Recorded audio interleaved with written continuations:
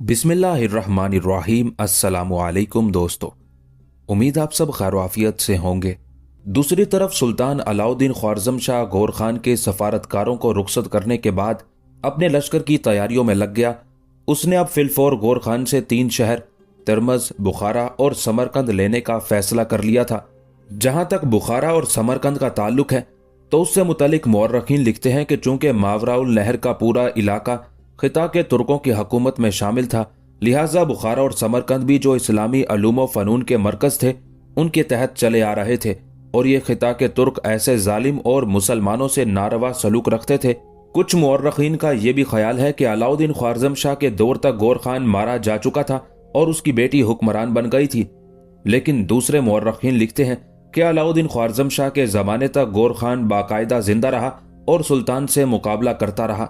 बहरहाल समरकंद और बुखारा दोनों मुसलमानों के शहर थे और गौर खान की तरफ से वहां हाकिम भी मुसलमान थे। उन दोनों शहरों में अवाम की गालिब अक्सरियत भी मुसलमान थी। इसके बावजूद दोनों शहरों के मुसलमानों से सख्त गैर हमदर्दाना सलूक किया जाता था। मौर्रखीन ये भी लिखते हैं कि बुखारा का हाकिम कमजोर और इब्नुल वक्त किस्म का आदमी था। बजाय उसके कि अपने हम मजहबों के दुख दर्द में शरीक होता, उल्टा अपने जालिम आकाओं को खुश करने के लिए मुसलमानों को सताना और दुख देना अपना फर्ज ऐन ख्याल करता था। उन हालात में वहां के मुसलमानों की नजरें सुल्तान अलाउद्दीन पर लगी थी।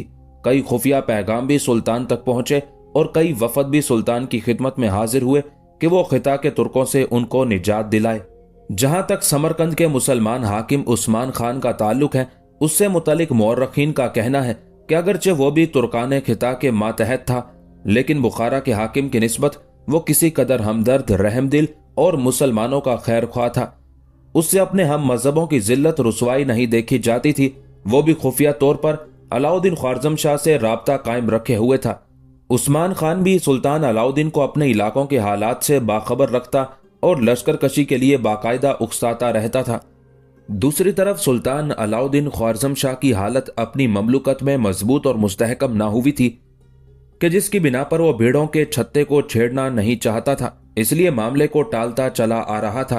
अब जब सुल्तान अलाउद्दीन ने गौर खान के सफीर को कत्ल कर दिया और साथ ही मावराउल नहर के मुसलमानों का इसरार हद से बढ़ गया कि सुल्तान खिता के तुर्कों से उन्हें निजात दे, तब सुल्तान ने मुनासिब समझा कि वो खिता के तुर्कों से जरूर टकराएगा और उनसे अपने 3 शहर जरूर वापिस लेगा। अब सुल्तान के लिए मसला यह था कि तिरमज शहर तो उसका अपना था जो उसने गौर खान को दिया था, उसको वापस लेने का वो तहिया कर चुका था। बुखारा का मुसलमान हाकिम गौर खान का सख्ती से तरफदार था। जहां तक समरकंद के हाकिम उस्मान खान का ताल्लुक है तो वो हमदर्द और रहमदिल जरूर था, लेकिन मुतलव्विन मिजाज भी था। किसी एक मामले पर मुस्तकिल रहते हुए काम करने का आदी ना था। उन हालात को सामने रखते हुए सुल्तान ने पहले अपनी ममलुकत में कुछ तकर्रुरियां की ताकि गौर खान से टकराते हुए ममलुकत के अंदर इस्तेहकाम हो, अमन रहे। उस सिलसिले में उसने ताजुद्दीन अली शाह को तबरिस्तान और जरजान का हाकिम मुकर्रर किया, किरतक को निशापुर का अमीर, चलतक को मदीनातुल खान का, खरमील को हिरात का बंदोबस्त सपुर्द किया। अमीनुद्दीन अबू बकर जो बेहतरीन सालार था, उसे वक्ती तौर पर जोजन के इलाके का हाकिम तो मुकर्रर कर दिया था, लेकिन उसकी तरफ से किसी और शख्स को जोजन रवाना कर दिया गया था और अमीनुद्दीन अबू बकर को सुल्तान ने लश्कर ही में रख लिया था। उन सारे इंतजामात से फारिग होने के बाद सुल्तान अलाउद्दीन ने अपने लश्कर को तरतीब दिया। उसके बाद वो अपने मरकजी शहर ख्वारज़म से निकला और तिरमज शहर का रुख किया था।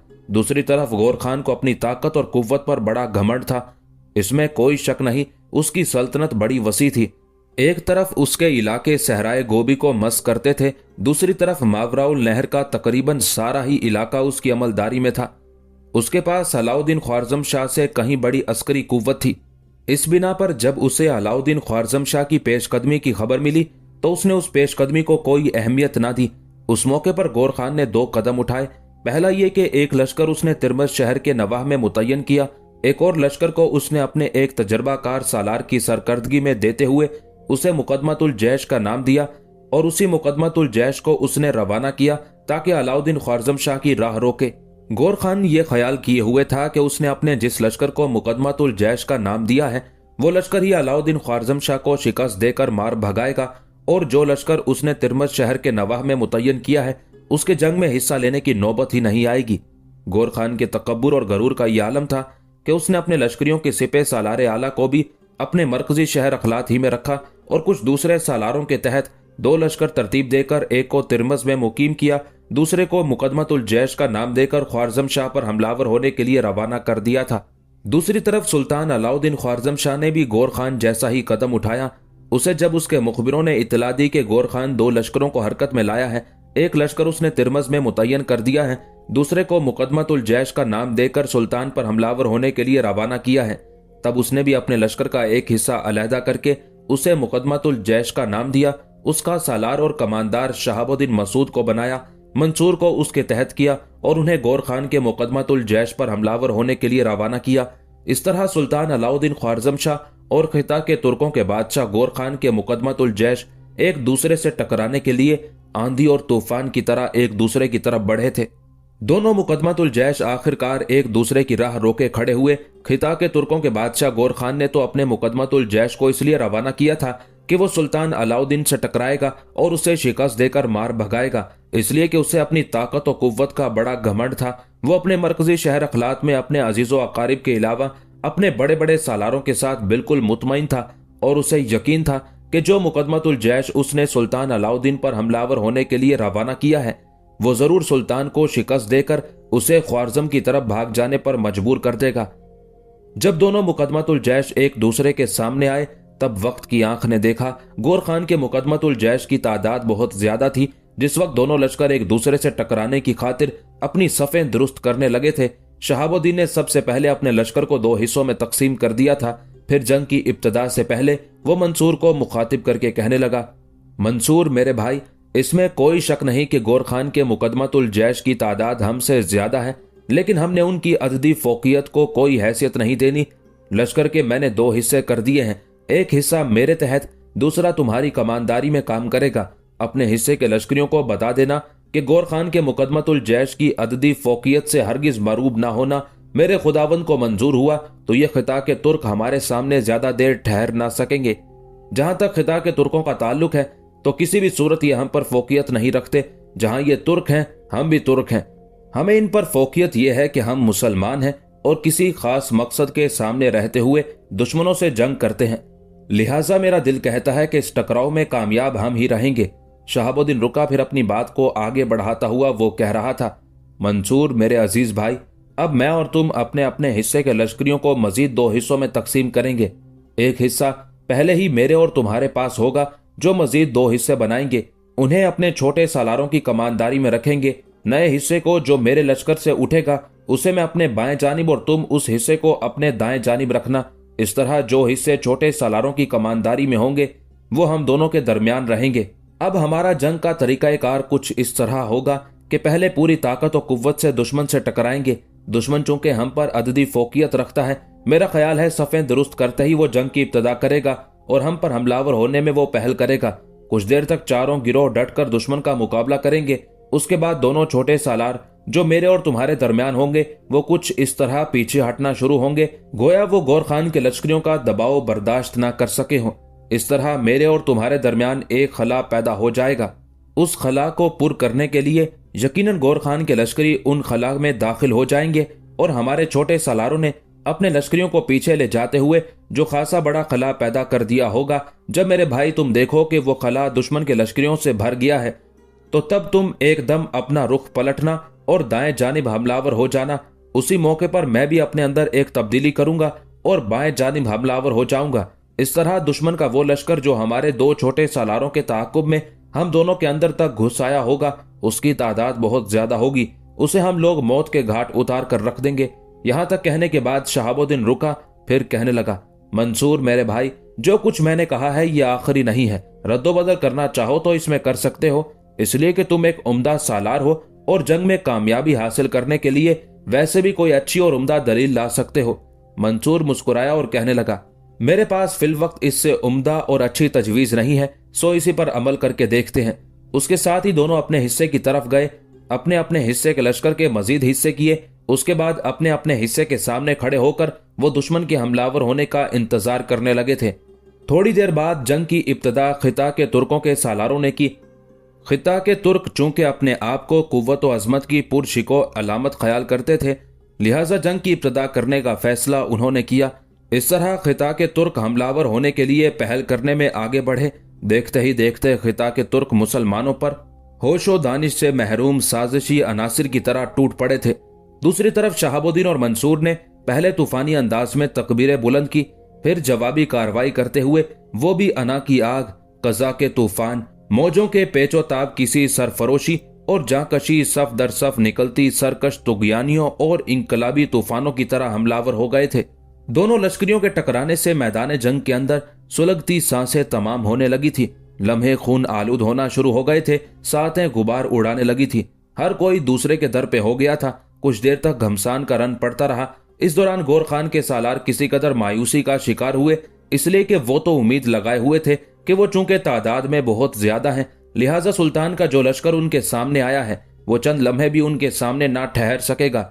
लेकिन जब उस लश्कर ने उनके हमलों को रोकते हुए जवाबी कार्रवाइयां भी करनी शुरू की, तब गौर खान के सालारों को किसी कदर मायूसी का सामना करना पड़ा था। ऐन उसी लम्हे गौर खान के लश्करियों को उम्मीद की किरण दिखाई थी और उन्हें यह यकीन होने लगा कि अब उनकी फतह व कामयाबी यकीनी है। इसलिए कि शहाबुद्दीन और मंसूर दोनों के दरमियान जो छोटे छोटे लश्कर दो छोटे सालारों की कमानदारी में थे, वो पीछे हटने लगे और जाहिर उन्होंने ऐसे किया था कि गोया वो गौर खान के लश्करियों के दबाव को बर्दाश्त ना कर सके हों। गौर खान के सालारों ने जब देखा कि सुल्तान अलाउद्दीन के लश्कर का वस्ती हिस्सा पीछे हटना शुरू हो चुका है, तब उन्हें अपनी कामयाबी की झलक दिखाई दी। उन्होंने फैसला किया कि मजीद जोरदार हमले किए जाएं ताकि मजीद वक्त जाया ना हो और अपनी फतह को यकीनी बना दिया जाए। उस सूरत हाल में शहाबुद्दीन और मंसूर ने भी कदम उठाया और उन्होंने अपने दरमियान फासला और ज्यादा कर लिया था। उस सूरत हाल से गौर खान के सालारों और लश्करियों ने फायदा उठाना शुरू किया और वह मंसूर और शहाबुद्दीन के दरमियान बनने वाले खला में घुसते हुए अपने सामने पसपा होने वाले अलाउद्दीन ख्वारज़म शाह के लश्करियों पर टूट पड़े थे। जब मंसूर और शहाबुद्दीन के दरमियान पैदा होने वाला खला भर गया, तब बड़ी तेजी से तब्दीली रोनमा हुई। एकदम तकबीरें बुलंद करते हुए शहाबुद्दीन ने बाएं जानिब और मंसूर ने बड़ी तेजी से अपने दाएं जानिब हमले शुरू कर दिए थे। यह हमला ज्यादा देर न रहा। बहुत जल्द शहाबुद्दीन और मंसूर ने अपने दोनों लश्करियों के दरमियान घुस आने वाले गौर खान के लश्करियों का मुकम्मल तौर पर खात्मा करके रख दिया था। मैदान जंग के अंदर अब जहां तक निगाह काम करती थी, गौर खान के लश्करियों की लाशें बिखर गई थी। गौर खान के सालारों ने जब देखा कि मुसलमानों के सालारों ने उनके साथ धोखा और फरेब किया है और उनके लश्कर के एक बहुत बड़े हिस्से को उन्हें बीच में लाकर उनका मुकम्मल तौर पर खात्मा कर दिया है, तब उन्होंने आखिरी उम्मीद के तौर पर अपने लश्कर में कुछ तब्दीलियां करके पूरी ताकत और कुव्वत के साथ हमलावर होना शुरू किया, लेकिन उन्हें नाकामी हुई। उस टकराव के नतीजे में मजीद बेशुमार और अनगिनत लश्करी मारे गए, जिसके नतीजे में गौर खान के सालार मायूस हो गए और हर शय को अपने पीछे छोड़ते हुए शिकस्त को कबूल करते हुए भाग खड़े हुए। शहाबुद्दीन और मंसूर दोनों ने अपने लश्कर के साथ वहां कयाम कर लिया था। मरने वालों की तदफीन के अलावा अपने जख्मियों की उन्होंने बेहतरीन देखभाल की। गौर खान का लश्कर जो सामान छोड़कर भागा था, उस पर भी कब्जा कर लिया था। उसके बाद वो वहीं कयाम करके सुल्तान की आमद का इंतजार करने लगे थे ताकि मुत्तहिदा लश्कर तिरमज का रुख करे। जोजन अपने कमरे में बैठी थी कि उसकी छोटी बहन कैरिश उसके कमरे में दाखिल हुई और आगे बढ़कर वो जोजन के पहलू में बैठ गई थी। जोजन कुछ देर तक उसके चेहरे का जायजा लेती रही, फिर कहने लगी, तुम्हारा चेहरा बताता है कि तुम बहुत कुछ कहना चाहती हो। क्या हमारे शहर में कोई नई खबर आई है? जवाब में कैरिश मुस्कुराई और कहने लगी, जोजन मेरी बहन, अक्सर तुम्हारी क़ियाफ़ा शनासी सही हो जाती है। शहर में वाकई नई खबर आई है और नई खबर यह है कि हमारे लश्कर के एक हिस्से को शिकस्त हुई है। ये खबर अभी अभी बाबा के पास कुछ मुखबिर लेकर आए हैं। बाबा ने गलती की थी कि 2 लश्करों को एक काम दिया था। एक लश्कर को तिरमज की हिफाजत के लिए तिरमज के नवाह में छोड़ा, दूसरे लश्कर को मुकदमतुल जैश का नाम देकर अलाउद्दीन ख्वारज़म शाह पर हमलावर होने के लिए रोका। अब हैरत की बात यह है कि सुल्तान ने अपने पूरे लश्कर के साथ हमारे मुकदमतुल जैश का मुकाबला नहीं किया। हालांकि हमारे मुकदमतुल जैश की बहुत बड़ी तादाद थी। मुसलमानों के सुल्तान ने अपने सालार शहाबुद्दीन मसूद और मंसूर दोनों को अपने लश्कर का एक हिस्सा देकर अपने आगे आगे रवाना किया और उस लश्कर का नाम भी उसने मुकदमतुल जैश ही रखा। फिर मेरी बहन, खुले मैदानों में दोनों लश्कर आपस में टकराए। जो इतलात मुखबिर बाबा के पास लेकर आए हैं उनके मुताबिक शहाबुद्दीन के लश्कर की तादाद बहुत कम थी, जबकि उसके मुकाबले में हमारा लश्कर बहुत बड़ा था। इसके बावजूद शहाबुद्दीन ने हमारे मुकदमतुल जैश को बदतरीन शिकस्त दी है। मुकदमतुल जैश की अक्सरियत को शहाबुद्दीन ने मौत के घाट उतार दिया है और वो अब हमारे लश्कर की हर चीज पर कब्जा करके अपने सुल्तान के साथ तिरमस शहर की तरफ बढ़ेगा। यहां तक कहने के बाद कैरिश रुकी, कुछ सोचा, फिर कहने लगी, जोजन मेरी बहन, ये तो वो नई खबर है जो हमारे शहर में आई है।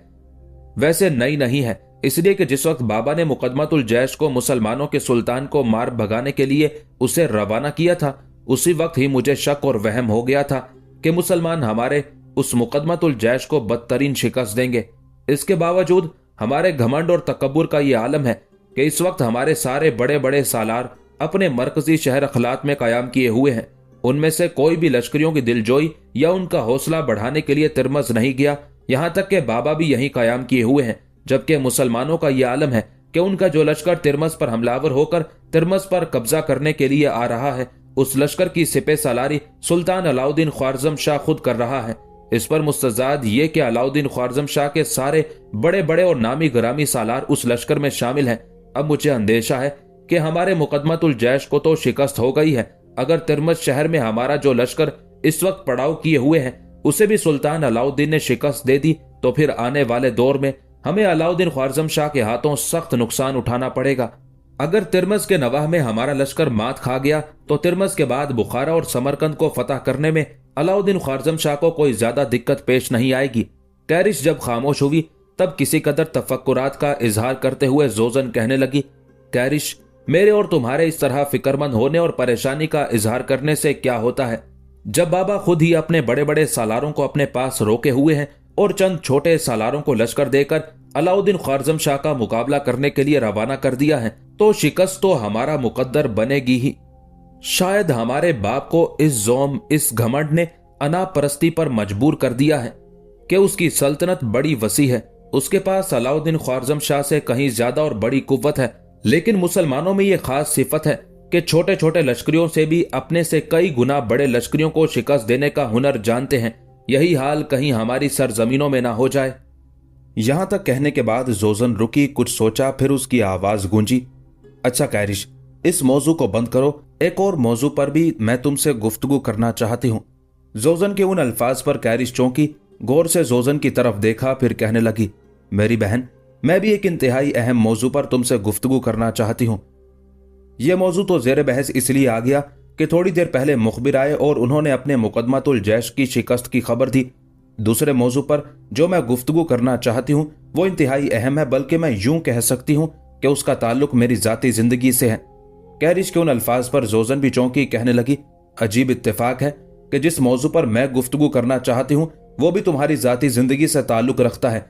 जोजन के उन अल्फाज पर कैरिश खुश हो गई थी, कहने लगी, अगर ये बात है तो फिर कहो तुम किस मौजू पर गुफ्तगू करना चाहती हो। जोजन ने हल्की सी एक चपत कैरिश के गाल पर लगाई और कहने लगी, यूं नहीं, पहले तुम कहो क्या कहना चाहती हो, इसके बाद मैं अपनी मंसूबाबंदी का तुम पर इजहार करूंगी। जवाब में कैरिश ने पहले अपना गला साफ किया। उस मौके पर उसकी आंखों में मुस्कुराहट और चेहरे पर इत्मीनान था। कुछ देर तक वो उसी कैफियत में जोजन की तरफ देखती रही, फिर कहने लगी, जोजन मेरी बहन, मैं चाहती हूं कि मैं और तुम दोनों बाबा के पास जाएं। उससे इल्तिमास करती हैं कि मुसलमानों के हाथों ये जो हमारे मुकदमतुल जैश को शिकस्त हुई है तो इसके बड़े मनफी असरात उस लश्कर पर मुरत्तब होंगे जो इस वक्त तिरमस के नवाह में पड़ाव किए हुए हैं। मैं और तुम दोनों मिलकर इस बात पर बाबा को कायल करती हैं कि हम दोनों बहनें उस लश्कर की तरफ जाती हैं जो तिरमस में कयाम किए हुए हैं। बाबा से यह भी कहें कि हमारे साथ वो कुछ हिफाजती दस्ते रवाना कर दे। यहां तक कहने के बाद कैरिश रुकी, फिर अपनी बात को बढ़ाती चली गई थी।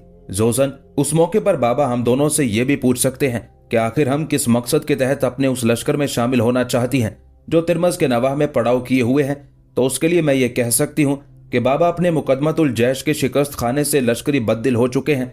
लिहाजा जब वो हम दोनों बहनों को लश्कर के अंदर देखेंगे तो उनके हौसले फिर पुख्ता और उनके इरादे फिर मजबूत हो जाएंगे और वो पहले की निस्बत ज्यादा इस्तेहकाम और जवामर्दी से मुसलमानों का मुकाबला कर पाएंगे। मुझे उम्मीद है कि बाबा को जब हम ये वजह पेश करेंगे तो वो हम दोनों बहनों को चंद मुहाफिज दस्तों के साथ तिरमस जाने की इजाजत दे देंगे और हम अपने लश्कर में कयाम करेंगे। कयाम के दौरान यहाँ तक कहते कहते कैरिश को रुक जाना पड़ा, इसलिए कि जोजन ने आगे बढ़कर उसे अपने साथ लिपटा लिया। कई बार उसका चेहरा चूमा, फिर कहने लगी, कैरिश मेरी बहन, तुमने वो कुछ कह दिया जो मैं ना कहना चाहती थी। तुमने मेरे लाशऊर और शऊर दोनों में उठने वाले ख्यालात को चुरा लिया है। जहां तक तुम कह चुकी हो, इससे आगे मैं कहूं कि हमें क्या करना चाहिए। मेरी अजीज बहन, उस लश्कर में पड़ाव के दौरान हम दोनों कोशिश करेंगी कि कोई ऐसी राह निकल आए जिसके जरिए तुम्हारी और शहाबुद्दीन मसूद की मुलाकात हो जाए और तुम उस पर अपने जज्बात, अपनी मोहब्बत का इजहार कर सको। एक बार तुम्हारा उस पर अपनी मोहब्बत का इजहार करना इंतहाई जरूरी है, ताकि उसे ये तो खबर होनी चाहिए कि अखलात की कोई लड़की भी उसे पसंद करती है, ताकि वो तुम्हारी तरफ तवज्जो दे सके। क्या यही तुम कहना चाहती थी? कैरिश खुश हो गई थी। जब उसने इस बात में सर हिलाया, तब जस्त लगाते हुए जोजन उठ खड़ी हुई, कहने लगी, अगर ये बात है तो फिर वक्त जाया करने की जरूरत नहीं है, चलो बाबा के पास चलती है। कैरिश भी फौरन उठ खड़ी हुई। जब वो दोनों उस कमरे से बाहर आईं तो खुश हो गई, इसलिए कि उन्होंने देखा कि गुलाम गर्दिश में उनका बाप गौर खान और उनकी मां दोनान कुछ गुलामों को हिदायत दे रहे थे। गौर खान ने जब अपनी दोनों बेटियों को तेज तेज चलते हुए अपनी तरफ आते देखा तो गुलामों को उसने फारिग कर दिया, फिर अपनी दोनों बेटियों का इंतजार करने लगा। दोनों उसके करीब गईं, फिर जोजन गौर खान को मुखातिब करके कहने लगी, बाबा, हम आपसे इल्तमास करने के लिए आई हैं, साथ ही हम दोनों की ये भी इल्तिजा है कि जो कुछ हम कहना चाहती हैं उसे टालिएगा नहीं। गौर खान ने शफकत आमेज अंदाज में बारी बारी दोनों बहनों की तरफ देखा, फिर कहने लगा, लगता है मेरी दोनों बेटियां आपस में सलाह व मशवरा करने के बाद हमारे पास आई हैं। बहरहाल कहो तुम दोनों क्या कहना चाहती हो। अगर तुम दोनों ने अच्छी बात की तो तुम्हारा कहा टालूंगा नहीं। इस पर जोजन किसी कदर मुतमईन अंदाज में कहने लगी, बाबा, थोड़ी देर पहले कैरिश ने मुझे इत्तला दी है कि आपने जो मुकदमतुल जैश मुसलमानों के सुल्तान अलाउद्दीन ख्वारजम शाह पर हमलावर होने के लिए रवाना किया था, उसे शिकस्त हुई है। लिहाजा हमारे मुकदमतुल जैश की उस शिकस्त से उस लश्कर पर भी बुरे असरात पड़ेंगे जो इस वक्त तिरमज शहर के नवाह में कयाम किए हुए हैं। उस शिकस्त से हमारे वो लश्करी बददिली और बदनजमी का शिकार होंगे। मैं और कैरिश ने आपस में मशवरा किया है कि आपकी खिदमत में हाजिर होकर आपसे इल्तजा करें कि हम दोनों बहनों को इजाजत दें कि हम यहाँ से चंद मुसल्ला दस्तों के साथ अपने उस लश्कर के साथ जाकर शामिल हो जाएं जिसने तिरमज के नवाह में कयाम किया हुआ है। बाबा बेफिक्र रहें, घबराइएगा नहीं, हम अमली तौर पर जंग में हिस्सा नहीं लेंगी। हमारा लश्कर के अंदर मौजूद रहना ही लश्करियों की खुद एतमादी में इजाफे का बायस बन जाएगा। जब लश्करियों को ये एहसास होगा कि अगर उनका बादशाह या उनके सालारे आला उनके अंदर मौजूद नहीं है तो कम अज कम हमारे बादशाह की दो बेटियां तो हमारे अंदर मौजूद हैं। लिहाजा हमारी मौजूदगी की वजह से हमारे लश्करी ज्यादा पुरजोश होकर और ज्यादा इस्तकलाल के साथ हमलावरों का मुकाबला कर पाएंगे। यहां तक कहने के बाद जोजन जब खामोश हुई तब तफक्कुर भरे अंदाज में गौर खान कहने लगा, लेकिन गौर खान लेकिन ही कहने पाया था कि जोजन ने फिर उसकी बात उचकली, कहने लगी, बाबा, लेकिन का मतलब है आप हमारी बात टालना चाहते हैं, जबकि मैंने आते ही आपसे गुजारिश की थी कि हमारा कहा टालिएगा नहीं। गौर खान मुस्कुरा दिया, कहने लगा, अगर तुम दोनों बहनों के यही इरादे हैं तो मैं तुम्हारी तजवीज से इत्तेफाक करता हूं। उस मौके पर गौर खान की बीवी और कैरिश और जोजन की मां ने भी उससे इत्तेफाक किया था। अपने बाप के उस फैसले से जोजन और कैरिश दोनों खुश हो गई थी। फिर बाद में कुछ मुसल्ला दस्ते तैयार किए गए। इस दौरान जोजन और कैरिश ने भी अपनी तैयारी मुकम्मल कर ली थी। उसके बाद उन्हीं मुहाफिज दस्तों के साथ दोनों बहनें तिरमज की तरफ कूच कर गई थी। तिरमज शहर के नवाह में दोनों लश्कर एक दूसरे के सामने सफारा हुए थे। सुल्तान ने अपने लश्कर को हस्बे साबिक 3 हिस्सों में तकसीम किया था। वस्ती हिस्से में सुल्तान खुद रहा। अपने साथ नायब की हैसियत से उसने अपने मामू अमीर मलिक को रखा था। दाएं हिस्से की कमानदारी शहाबुद्दीन मसूद कर रहा था। मंसूर उसके नायब की हैसियत से उसके साथ था। बाएं जानिब की सालारी अमीनुद्दीन अबू बकर के पास थी और कस्तक उसके नायब की हैसियत से काम कर रहा था। दोनों लश्करियों ने जब अपनी सफेद दुरुस्त कर ली तब शहाबुद्दीन ने अपने घोड़े को एड़ लगाई। शायद इससे पहले वो सुल्तान के साथ अपना मामला तय कर चुका था और उसके मुताबिक वो हरकत में आया। अपने घोड़े को एड़ लगाते हुए शहाबुद्दीन दोनों लश्करियों के दरमियानी हिस्से में आया।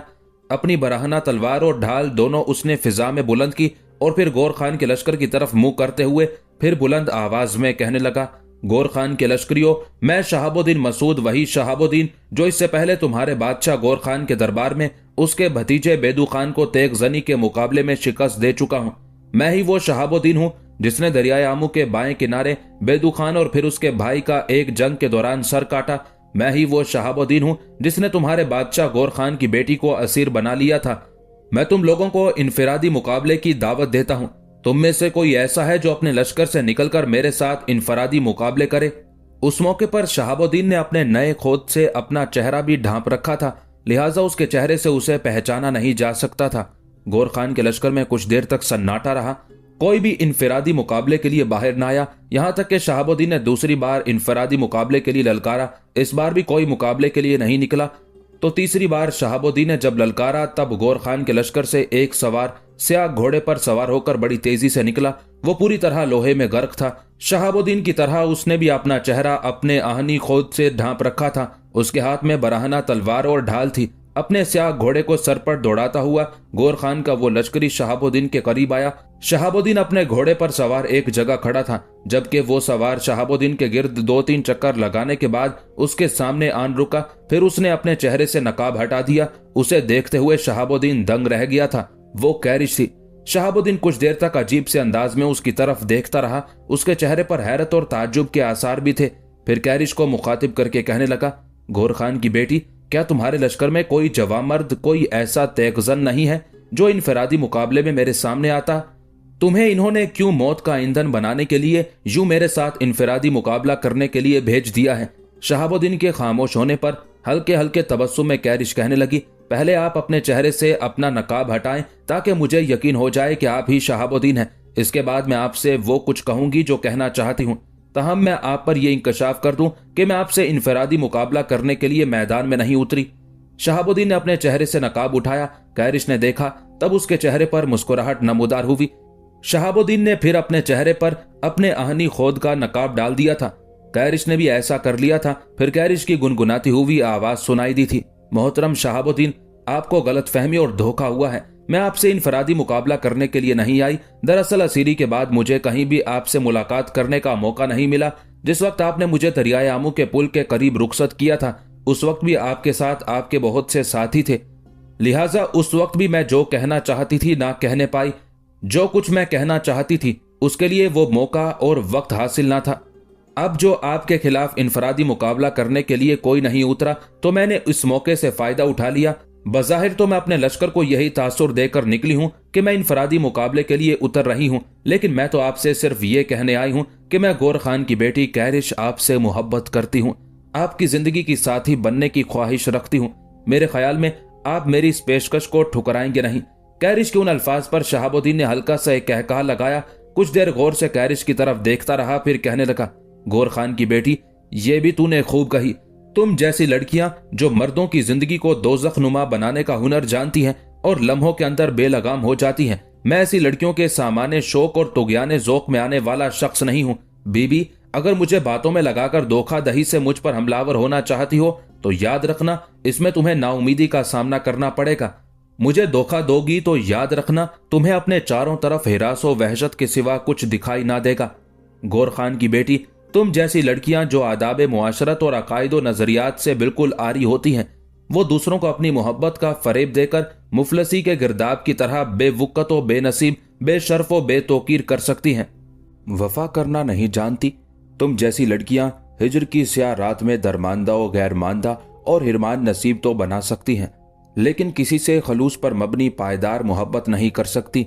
गौर खान की बेटी, अगर तुम ये ख्याल करती हो कि मुझे धोखे और फरेब में मुब्तला कर लोगी, तो ये तुम्हारा वहम और तुम्हारी फरेब नजर है। तुम्हारा ये जमाल व जज्ब, तुम्हारी खूबसूरती का ये सहर व इंतजाब और तुम्हारे हुस्न के ये रंगो निगहत मुझ पर असरअंदाज नहीं हो सकते। लिहाजा मैं तुमसे कहूंगा कि मुझे अपनी मोहब्बत का फरेब देने की कोशिश मत करना। शहाबुद्दीन के उन अल्फाज पर कैरिश तारीक लहद जैसी गमजदा होते, माहो अंजुम सी अफसुर्दा और कहकशां की उजड़ी मांग जैसी मलूल होकर रह गई थी। कुछ सोचा, फिर इंतहाई गमजदा आवाज में शहाबुद्दीन को मुखातिब करके कहने लगी, आप मेरे मुतालिक गलत अंदाजा लगा रहे हैं। इसमें कोई शक नहीं कि कभी मैं आपके लिए शराबों की वुसअत में भटकता एक होलनाक लम्हा थी, लेकिन अब इंकलाब ने उसमें एक तब्दीली कर दी है। अब आपके लिए मेरी मोहब्बत खुद फरामोश बहवियत और बेगरज इन्हिमाक से भी ज्यादा गहरी और पुरखलूस है। मैं आपको यकीन दिलाती हूं कि मैं अपने पूरे इस्मो जिस्म, अपने नफ्सो नब्ज की गहराइयों से आपको चाहने लगी हूं। मैं नहीं जानती कि इस सिलसिले में मैं कैसे आपको अपने जज्बात का एहसास दिला सकती हूं। यहां तक कहने के बाद कैरिश रुकी और दोबारा शहाबुद्दीन को मुखातिब करते हुए कहने लगी, मैं आप पर सिर्फ अपनी मोहब्बत का इजहार करने के लिए मैदान में उतरी हूँ, इसके अलावा मेरी कोई गरज व आफियत नहीं है। मैं अब वापस जाती हूँ। साथ ही आपसे ये इल्तमास करती हूँ कि अगर इस इनफरादी मुकाबले से मुताल्लिक कोई तफसील आपसे पूछे तो आप ये कहिएगा कि एक लड़की आपके मुकाबले पर आई थी, पर आपने लड़की से मुकाबला करने से इनकार कर दिया। इस बिना पर यह इनफरादी मुकाबला ना हो सका और गौर खान के लश्कर से निकलने वाली लड़की वापस चली गई। कैरिश जब खामोश हुई तब शहाबुद्दीन कहने लगा, मैं तुम्हारी इस तजवीज से इत्तेफाक करता हूँ। अब तुम वापस जाओ। तुम्हारे लश्कर में अगर तुम्हारी सल्तनत के लश्करियों का सिपह सालार आला तानिको है तो उसे मेरे मुकाबले पर भेजो, या और कोई अहम सालार मौजूद है तो कम अज कम उसे तैगजनी के इनफरादी मुकाबले पर मेरे सामने आना चाहिए था। अब तुम जा सकती हो। मैं किसी भी मौजू पर मजीद तुमसे गुफ्तगू करने के लिए तैयार नहीं हूँ। शहाबुद्दीन का कहा मानते हुए कैरिश ने अपने घोड़े की बागें मोड़ी, उसे एड़ लगाते हुए अपने लश्कर की तरफ चली गई थी। शहाबुद्दीन वापिस अपने लश्करियों की तरफ हो लिया था। उसके बाद दोनों लश्कर एक दूसरे से टकराए। हमलावर होने में पहल गौर खान के लश्कर ने की थी और वो सुल्तान अलाउद्दीन के लश्कर पर बस्तियां खंडर करते, आग बरसाते अबरावर अपने आगाज व अंजाम दोनों में तहय्युर लिए आंधियों की तरह टूट पड़े थे। दूसरी तरफ सुल्तान अलाउद्दीन ख्वारजम शाह और उसके सालारों ने भी अपनी कार्रवाई करने में ताखीर से काम नहीं लिया और वो भी गौर खान के उस लश्कर पर जिस्मो जान का कर्ब बनते हमलावर हो गए थे। तिरमस शहर के नवाह में दोनों लश्कर अपनी पूरी ताकत और कुव्वत के साथ एक दूसरे पर टूट पड़े थे। गौर खान के लश्करी तिरमस शहर का तहफ़्फ़ुज़ करना चाहते थे, जबकि सुल्तान अलाउद्दीन ख्वारजम शाह हर सूरत में तिरमस शहर पर कब्जा करने का तहिया किए हुए था। आखिर सिपहर के करीब गौर खान के लश्कर को बदतरीन शिकस्त हुई। उसके लश्कर की अक्सरियत को मौत के घाट उतार दिया गया। बहुत कम को भागना नसीब हुआ और बहुतों को असीर बना लिया गया था। चूंकि सुल्तान के लश्कर ने गौर खान के लश्कर का खूब कत्लेआम किया था और बहुत कम को अपनी जानें बचाकर भागना नसीब हुआ था। इसके अलावा कुछ ने हथियार फेंक कर अमान तलब की थी और उन्हें असीर बना लिया गया था। लिहाजा सुल्तान ने भागने वालों का ताक़ुब नहीं किया था। दुश्मन के पड़ाव की हर शय पर कब्जा करने के बाद आखिर सुल्तान फातेह की हैसियत से तिरमस शहर में दाखिल हुआ। जिस वक्त तिरमस के अकाबिर सुल्तान अलाउद्दीन ख्वारजम शाह और उसके सालारों के इर्द गिर्द हजूम किए सुल्तान को उस फतह पर मुबारकबाद पेश कर रहे थे, उस वक्त एक छोटा सालार बड़ी तेजी से सुल्तान के करीब आया और धीमे से लहजे में कहने लगा, सुल्तान मोहतरम, मैं आपसे कुछ कहना चाहता हूँ, लेकिन राजदारी के साथ। सुल्तान अपने सालार के अल्फाज पर मुस्कुराया। उसे जब कुछ कहने की इजाजत दी तब वो सुल्तान के नजदीक होकर बड़ी धीमी सरगोशी में सुल्तान से कुछ कहने लगा था। जब तक वो सरगोशी करता रहा सुल्तान मुस्कुराता रहा। तब सुल्तान के कहने पर वो सालार वहां से हटकर चला गया। तब कुछ देर तक वहां अलाउद्दीन ख्वारजम शाह अपने करीब खड़े शहाबुद्दीन मसूद की तरफ देखते हुए मुस्कुराता रहा। फिर हाथ के इशारे से सुल्तान ने शहाबुद्दीन को करीब आने के लिए कहा। शहाबुद्दीन जब सुल्तान के करीब गया तब शहाबुद्दीन का बाजू पकड़कर सुल्तान ने उसे मजीद अपने करीब किया और फिर हल्की हल्की मुस्कुराहट में सुल्तान शहाबुद्दीन को मुखातिब करके कहने लगा, इब्ने मसूद, दुश्मन के जो लश्करी असीर बनाए गए हैं उन असीरों में गौर खान की 2 बेटियां भी हैं। यह अभी थोड़ी देर पहले जो अपना सालार आया है उसने यही इत्तला मुझे दी है। गिरफ्तार होने वाली गौर खान की बेटियों में से एक का नाम जोजन बताया गया है, दूसरी का नाम कैरिश, और वो दोनों तुमसे मिलना चाहती हैं। यहां तक कहने के बाद सुल्तान रुका। थोड़ी देर तक फिर मुस्कुराते हुए शहाबुद्दीन मसूद की तरफ देखता रहा। दोबारा बोल उठा, इब्ने मसूद, मुझे ये भी बताया गया है कि वो दोनों लड़कियां असीर बनाई नहीं गई बल्कि बनी हैं। अगर वो भागना चाहती तो भाग सकती थी। वो खुद असीर इसलिए बनी है कि तुमसे किसी मौजू पर गुफ्तगू करना चाहती हैं। मेरे ख्याल में उनमें से एक लड़की तो वो है जो तुम्हारे साथ इनफरादी मुकाबले के लिए निकली थी और तुमने एक लड़की से मुकाबला करने से इनकार कर दिया था। लेकिन मेरा दिल कहता है कि वो मुकाबले के लिए नहीं उतरी थी, इसलिए कि जो सालार थोड़ी देर पहले आया है उसने दौरान गुफ्तगू मुझे यही इशारा दिया है कि इनफरादी मुकाबले के दौरान वो लड़की किसी और ही मौजू पर तुमसे गुफ्तगू करने के लिए आई थी, लेकिन तुमने उसे ज्यादा वक्त नहीं दिया। बहरहाल अब हम जबकि दुश्मन को शिकस्त दे चुके हैं, तिरमस शहर पर कब्जा भी कर चुके हैं और गौर खान के पड़ाव पर कब्जा करके उसके बहुत से लश्करियों को असीर बना चुके हैं, मैं तुम्हें इजाजत देता हूं कि पहले जाकर उन दोनों लड़कियों से मिलो और फिर मैं तुम्हें यह भी इजाजत देता हूं कि गौर खान के जिस कदर लश्करी उन लड़कियों समेत असीर बनाए गए हैं तुम उन्हें आजाद करके वापस जाने की इजाजत दे सकते हो। उस मौके पर सुल्तान अलाउद्दीन फिर रुका। इस बार कुछ इस्तफहामिया से अंदाज में इब्ने मसूद को मुखातिब करके कहने लगा, इब्ने मसूद, क्या उन 2 में से कोई एक तुम्हें चाहने तो नहीं लगी जो इनफरादी मुकाबले के लिए निकली थी? तो क्या वो अपने जज्बात ही का इजहार करने तो नहीं आई थी? शहाबुद्दीन मुस्कुराया। फिर कैरिश से होने वाली गुफ्तगू की तफसील उसने दबे दबे अल्फाज में सुल्तान से कह दी थी। इस पर सुल्तान फिर मुस्कुराया, कहने लगा, इब्ने मसूद, मेरे बेटे, तुम खुशकिस्मत हो कि गौर खान की लड़की तुम्हें पसंद करने लगी है। देखो, उसे मिलो। मैं एक बाप की हैसियत से तुम्हें नसीहत करता हूँ कि उससे सख्त कलामी ना करना, नरम रवि से पेश आना और फिर किसी का दिल नहीं तोड़ना चाहिए। यहाँ तक कहने के बाद सुल्तान जब रुका तब शहाबुद्दीन मसूद कुछ देर तक सोचता रहा, यहाँ तक कि सुल्तान ने उसे मुखातिब किया, अब किन सोचों में पड़ गए हो? शहाबुद्दीन मसूद चौंक उठा। सुल्तान मोहतरम, दरअसल बात यह है कि दरियाए आमू के किनारे जिन बस्तियों को मैंने आबाद किया था, उन बस्तियों के सरदार का नाम हस्सामुद्दीन है। उसकी एक बेटी है, नाम उसका सदूरा है। वहां कयाम के दौरान वो मेरी तरफ माइल हो गई थी और फिर जिस वक्त मैं तातारियों के बादशाह कचली खान का मुकाबला करने के लिए वहां से निकलकर आपकी तरफ आने वाला था, तो उस लड़की के यहाँ जो औरत खादिमा की हैसियत से काम करती थी, उसने मुझ पर उस लड़की की मोहब्बत का इंकशाफ किया। उसके बाद वो लड़की खुद भी मुझसे मिली और इजहार मोहब्बत किया। अब आप ही बताएं, इन हालात में मैं क्या कर सकता हूं? सुल्तान ने हल्का सा एक कहकहा लगाया, कहने लगा, शहाबुद्दीन मसूद, तुम भी मोहब्बत के मामले में मुझे कुछ खामकार लगते हो। देखो, अगर हस्सामुद्दीन की बेटी तुम्हें पसंद करती है और इसके अलावा गौर खान की बेटी कहरिश भी तुम्हें चाहती है, तो इसमें परेशान और मुस्तरिब होने की कौन सी बात है? मेरे अजीज, लोग तो 8-8, 9-9 शादियां कर लेते हैं और तुम 2 लड़कियों से मोहब्बत करते हुए शर्मा रहे हो, परेशानी का इजहार कर रहे हो। देखो, सदूरा अपनी जगह है, कैरिश अपनी जगह है। अगर तुम्हें अपनी जात का मरकज बनाकर ये दोनों लड़कियां तुम्हारे साथ रहने पर आमादगी जाहिर कर देती हैं, तो फिर तुम्हें कोई एतराज नहीं होना चाहिए। अब मैं तुमसे ये कहता हूं कि तुम जाओ, गौर खान की उन दोनों बेटियों से मिलो, फिर देखो वो क्या कहती हैं। जो सालार मुझे ये इत्तला देने आया था, मैंने उसे ये कह दिया है कि वो शहर पनाह के शर्की दरवाजे की तरफ जाए। वहां जो मुहाफिजों के लिए कमरे बने हुए हैं, उनमें से एक कमरा खाली करा के इज्जत के साथ उन दोनों बहनों को वहां बिठाए और वहीं जाकर तुम उनसे गुफ्तगू करो। सुल्तान के कहने पर शहाबुद्दीन वहां से हट गया था। फिर वो तिरमस शहर की फसील के शर्की दरवाजे की तरफ गया था। जब वो दरवाजे के करीब गया तो उसने देखा कि जो सालार सुल्तान की तरफ थोड़ी देर पहले गया था, वो वहां एक दरवाजे के सामने खड़ा था। शहाबुद्दीन को आते देखते ही उस सालार ने मुस्कुराते हुए एक दरवाजे की तरफ इशारा किया था और शहाबुद्दीन चुपचाप उस दरवाजे के अंदर दाखिल हुआ था। शहाबुद्दीन ने देखा, अंदर एक नशिस्त पर जोजन और कैरिश दोनों फिक्रमंद और परेशान सी बैठी हुई थी। जो ही शहाबुद्दीन उस कमरे में दाखिल हुआ, दोनों फौरन उठ खड़ी हुई। शहाबुद्दीन उन दोनों के सामने आया, फिर उन दोनों को मुखातिब करके कहने लगा, आप दोनों को मेरे लिए उठना नहीं चाहिए था, बैठे।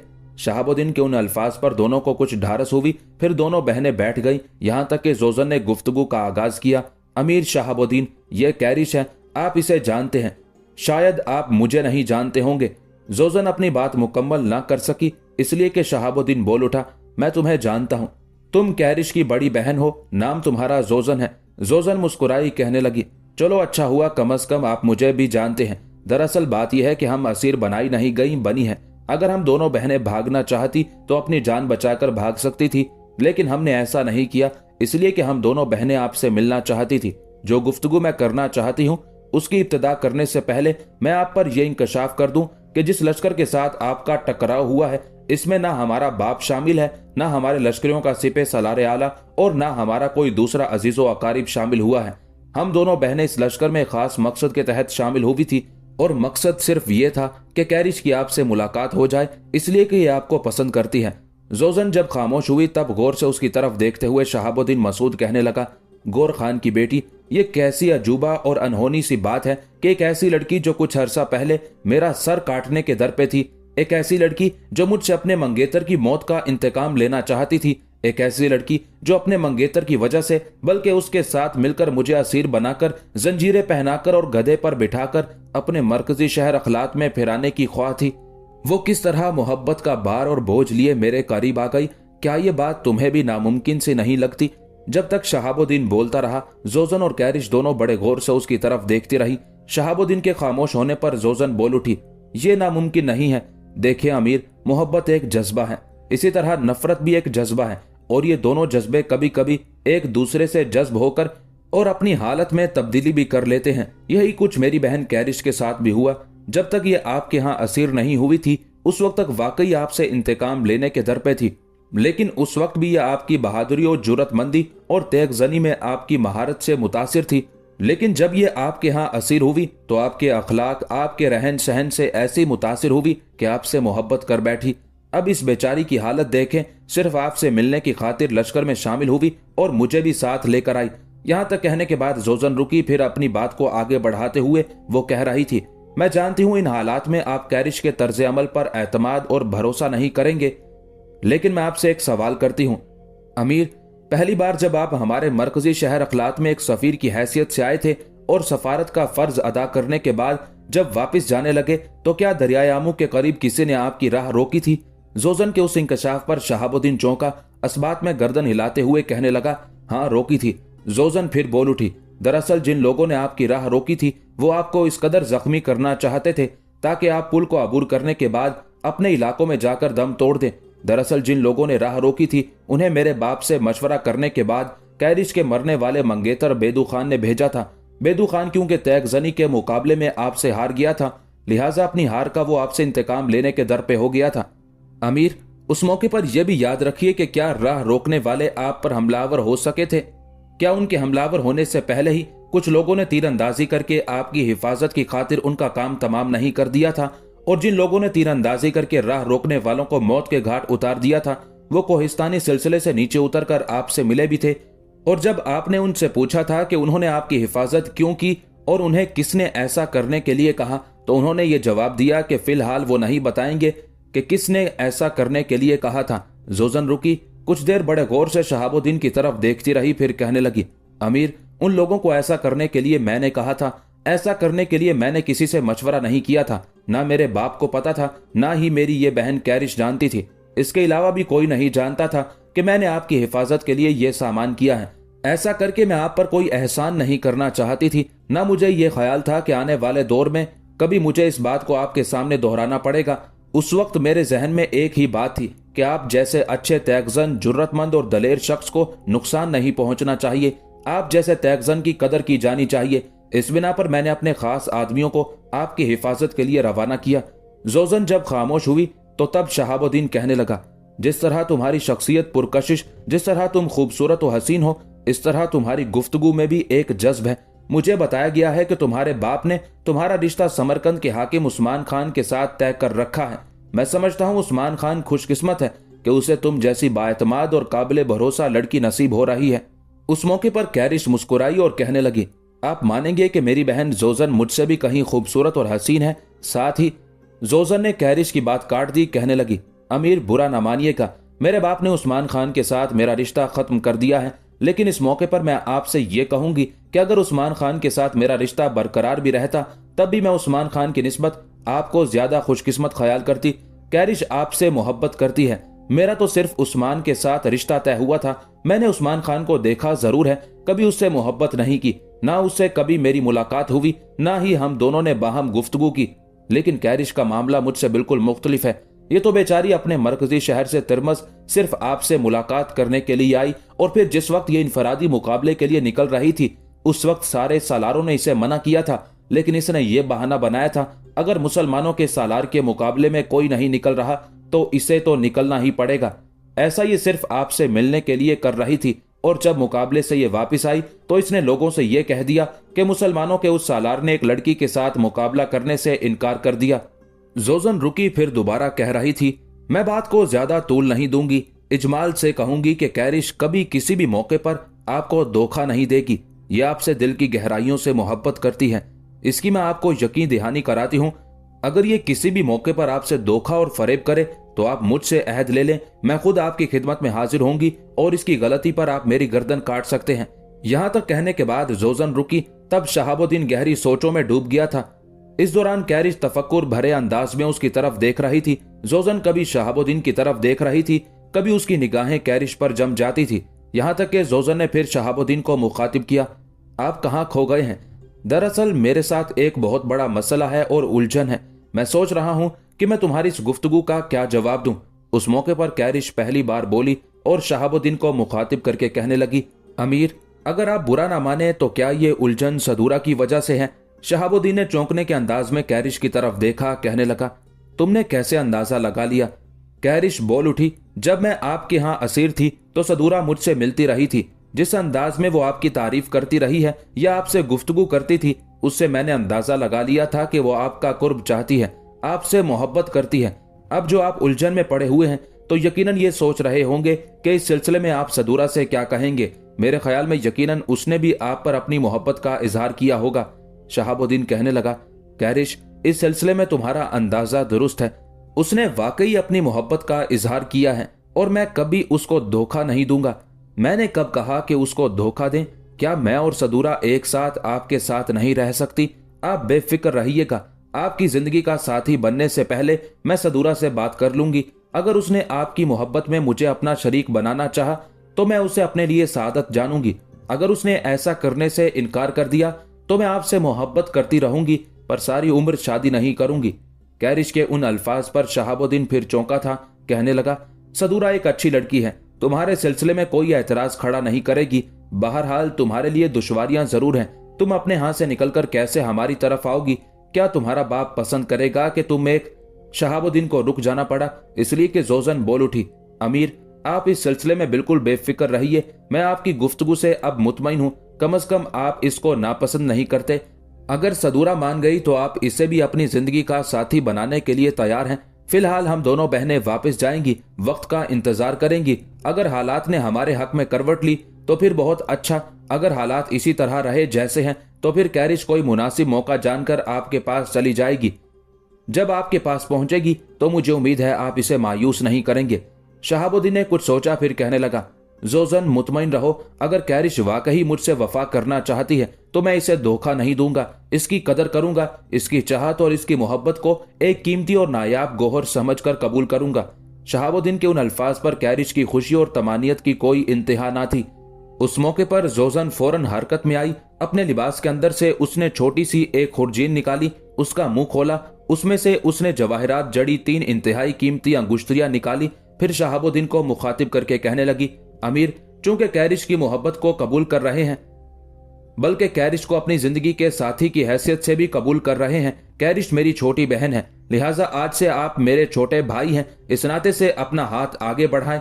उसके साथ ही जोजन ने अपना हाथ आगे बढ़ाकर शहाबुद्दीन का हाथ पकड़ा और फिर छोटी सी चरमी खुरजीन उसने उसके हाथ पर उलट दी थी। उस खुरजीन से 3 जवाहरात जड़ी इंतहाई कीमती अंगुश्तरियां शहाबुद्दीन की हथेली पर आ गई थी।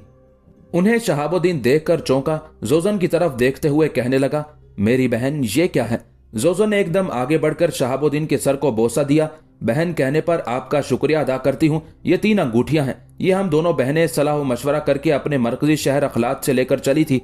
अब आप इन 3 में से एक कैरिश को पहना दें, एक खुद पहनिए और एक अपने पास रखें। जब वापस जाएं तो सदूरा को पहुंचा दे।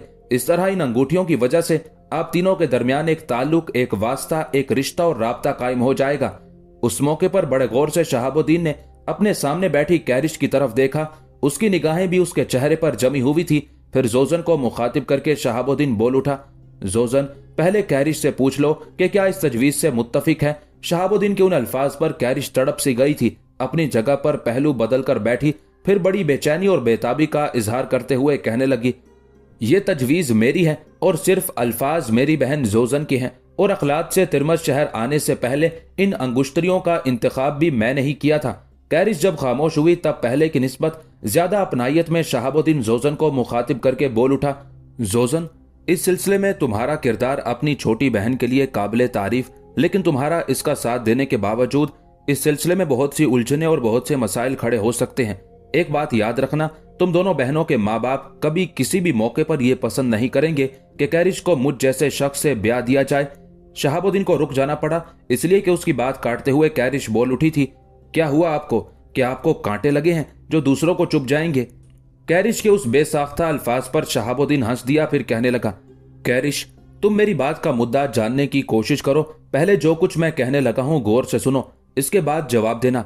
जोजन, तुमने खुद ही कहा है कि तुम्हारे बाप ने तुम्हारा रिश्ता उस्मान खान से मुनक़ते कर दिया है। जहां तक मेरी हैसियत है वो तो उस्मान खान से भी बदतर है। मैं तो तुम दोनों के बाप की निगाहों में एक मुजरिम शख्स हूं।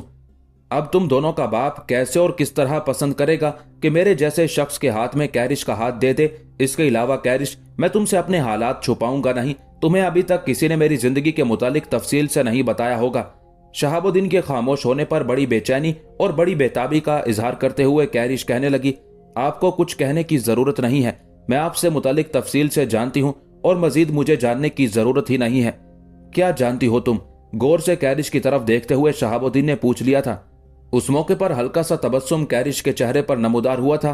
कहने लगी, आप इस मौके पर यकीनन मुझे ये कहना चाहेंगे कि आप अपनी इब्तदाई जिंदगी में गुलाम थे, एक जंग में अपनी कारगुजारी की वजह से सुल्तान ख्वारज़म शाह की निगाह में आ गए और सालार बना दिए गए। आप मुझे ये भी कहना पसंद करेंगे कि आपके पास अपनी कोई रिहाइश नहीं है, कोई ठिकाना नहीं है। मुझे इन बातों से कोई ताल्लुक, कोई वास्ता नहीं है। ये तफसील जो मैं आपसे कह रही हूँ, ये मैं उस वक्त से जानती हूँ जिस वक्त मैं आपके पास असीर हुई थी। ये सारी बातें मुझे मोहतरम बिलाल बिन सुलेमान ने बताई थी। मैं उनकी जात को भी बेहद पसंद करती हूँ। उनके अंदर एक आजिज़ी और इंकसारी है। जहां तक आपकी जात का ताल्लुक है, मुझे आपका साथ देना है। अच्छे हों बुरे हों, आपके साथ रहूंगी। जहां भी रखेंगे रह लूंगी। कोई तकाजा, कोई मांग नहीं करूंगी। कैरिश के खामोश होने पर जोजन ने कहना शुरू किया था, शहाबुद्दीन मेरे भाई, कैरिश ठीक कहती है। ये आपसे कुछ नहीं मांगेगी। इसने आपकी जात को चाहा है, इसके अलावा ये कुछ नहीं चाहती। अब मुस्तकबिल का लाहे अमल जो मेरे सामने आता है वो कुछ इस तरह होगा कि अभी मैं और कैरिश वापस चली जाएंगी, हालात का जायजा लेती रहेंगी।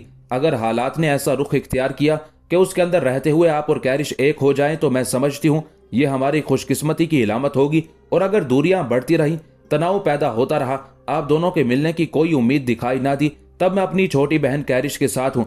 फिर हम दोनों मिलकर कोई ऐसा तरीका इख्तियार करेंगी कि कैरिश आपके पास चली आए। एक बार कैरिश अपने इलाकों से निकलकर आपके पास पहुंच गई तो फिर ये महफूज हो जाएगी, कोई इस पर गिरफ्त नहीं कर सकेगा। और यही कैरिश का मुद्दा भी है। अब आप मेरे कहने पर अमल करें। जो 3 अंगुष्ठियां आपके पास हैं, उनमें से एक आप अपने हाथ से कैरिश को पहनाएं, दूसरी अंगूठी कैरिश आपको पहनाएगी, तीसरी अंगुष्ठी आप ले जाकर सदूरा को पहना दीजिएगा और इन सारे हालात से उसे आगाह भी कर दीजिएगा। मैं नहीं चाहती कि वो मासूम बच्ची इस सिलसिले में किसी अंधेरे और तारीकी में रहे। जोजन की उस गुफ्तगू से शहाबुद्दीन खुश हो गया था। फिर अपनी हथेली पर रखी हुई उन 3 अंगूठियों में से एक उसने उठाई। लम्हा भर के लिए उसने बड़े गौर से कैरिश की तरफ देखा, फिर उसे मुखातिब किया, कैरिश अपना हाथ आगे करो। कैरिश ने फौरन अपना हाथ आगे किया और शहाबुद्दीन ने उसे एक अंगुश्तरी पहना दी थी। साथ ही शहाबुद्दीन ने कैरिश का हाथ थामे रखा, जबकि कैरिश ने भी सुपुर्दगी के अंदाज में अपना हाथ शहाबुद्दीन के हाथ में देते हुए मुसलसल उसकी तरफ मोहब्बत के साथ देखना शुरू कर दिया था। यहां तक कि शहाबुद्दीन ने उसे मुखातिब किया, कैरिश ये मेरे और तुम्हारे दरमियान एक ताल्लुक और एक रिश्ते का अहद है। मैं इस मौके पर तुम्हें यकीन से कहता हूं कि मैं कभी इस अहद को तोड़ूंगा नहीं। शहाबुद्दीन के उन अल्फाज पर कैरिश खुश हो गई थी। अपना हाथ उसने शहाबुद्दीन के हाथ में रहने दिया और कहने लगी, आप मेरी तरफ से भी बेफिक्र रहिए। कैरिश अपने आखिरी दम तक और अपने जिस्म के खून के आखिरी कतरे तक आपके साथ वफादार और मुखलिस रहेगी। साथ ही शहाबुद्दीन ने कैरिश का हाथ छोड़ दिया। फिर दोनों बहनों को मुखातिब करके कहने लगा, पहले यह कहो कि तुम दोनों ने खाना खाया है कि नहीं। जवाब में जोजन मुस्कुराते हुए कहने लगी, आपका छोटा सालार जो हमें यहाँ बिठा कर गया है, उसने हमारी बेहतरीन तवाज़ो की है, हमारे खाने का भी एहतमाम किया है, बल्कि हमारे लश्कर के जो लोग गिरफ्तार किए गए हैं उनकी भी बेहतरीन तवाज़ो की गई है। जोजन के उन अल्फाज पर शहाबुद्दीन खुश हो गया था।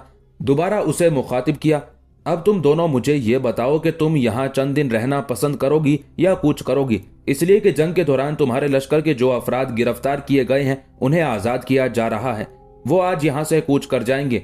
इस बार जोजन की बजाय कैरिश शहाबुद्दीन की तरफ देखते हुए कहने लगी, उन लोगों के आज़ाद होने के बाद हम दोनों बहनों का यहाँ कायम करना खतरे से खाली नहीं, हम पर शक व शुबा किया जाएगा। हम दोनों बहनें जिस मकसद के लिए आई थी वो मकसद हम एहसन तरीके से हासिल कर चुकी हैं। इसके लिए मैं आपकी शुक्रगुजार हूं, क्योंकि मैं आपसे ये कह सकती हूं कि कैरिश इस सिलसिले में जिंदगी भर आपकी ममनून और शुक्रगुजार रहेगी। उसके साथ ही शहाबुद्दीन उठ खड़ा हुआ और कहने लगा, अगर ये बात है तो फिर मेरे साथ आओ। दोनों बहनें शहाबुद्दीन के साथ हो ली। शहाबुद्दीन उस समत गया जहां जंग में गिरफ्तार होने वालों को रखा गया था। फिर शहाबुद्दीन ने जब उन्हें आजाद करके वापस जाने की इजाजत दे दी, तब वो लोग बेपनाह खुशी का इजहार करने लगे थे। और जब उन्हें यह खबर दी गई कि जंग के दौरान उनके बादशाह की दोनों बेटियां भी गिरफ्तार हो गई थी, उन्हें भी बाइज्जत तौर पर रिहा किया जा रहा है, तो उनकी खुशी में मजीद इजाफा हो गया था। इस तरह जंग में गिरफ्तार होने वालों के साथ जोजन और कैरिश दोनों बहनें तिरमज शहर से रवाना हो गई थी। बिलाल बिन सुलेमान मुस्कुराते हुए हस्सामुद्दीन की हवेली में दाखिल हुआ था। सहन में थोड़ा सा आगे जाने के बाद वो ऊंची आवाज में पुकारने लगा, हस्सामुद्दीन, हस्सामुद्दीन, कहाँ हो तुम? बिलाल बिन सुलेमान की आवाज सुनकर सदूरा और समारा दोनों बड़ी तेजी से हवेली के सुकूनती हिस्से से बाहर सहन में निकल आई थी। सदूरा बड़ी अकीदत में बिलाल बिन सुलेमान को मुखातिब करके पूछने लगी, बिलाल बिन सुलेमान, खैरियत तो है? पहले तो आपने कभी इस तरह सहन में खड़े होकर मेरे बाप को नहीं पुकारा था, आज इस तरह आप अजनबियों की तरह आवाजें क्यों दे रहे हैं? पहले की तरह आपको चाहिए था कि हवेली में दाखिल होने के बाद सीधे दीवान खाने का रुख करते, इसलिए कि बाबा इस वक्त वहीं बैठे हुए हैं। यहां तक कहते कहते सदूरा को रुक जाना पड़ा, वो इसलिए कि उस वक्त तक हसामुद्दीन भी दीवान खाने से निकलकर बाहर आ गया था। बिलाल बिन सुलेमान उसकी तरफ देखते हुए थोड़ी देर तक मुस्कुराता रहा। कुछ कहना चाहता था कि इतनी देर हसामुद्दीन जो उसके करीब आ चुका था वो भी गौर से बिलाल बिन सुलेमान की तरफ देखते हुए कहने लगा, इब्ने सुलेमान, तुम्हारे चेहरे के तासुरात बताते हैं कि तुम हमारे लिए कुछ अच्छी खबर लेकर आए हो। देखो, जो कुछ तुम कहना चाहते हो यहाँ खड़े खड़े मत कहना, बात का लुत्फ खराब हो जाएगा। आओ दीवान खाने में बैठते हैं, फिर तफसील से बताना कि तुम क्या बताने आए हो। उसके साथ ही हसामुद्दीन मुड़ा। बिलाल बिन सुलेमान भी मुस्कुराते हुए उसके साथ हो लिया था, जबकि समारा और सदूरा उन दोनों के पीछे हो ली थी। चारों जब दीवान खाने में बैठ गए तब हसामुद्दीन ने बड़े गौर से बिलाल बिन सुलेमान की तरफ देखते हुए पूछ लिया, मेरे भाई, अब बता तेरा चेहरा किस अच्छी खबर से खिला हुआ है?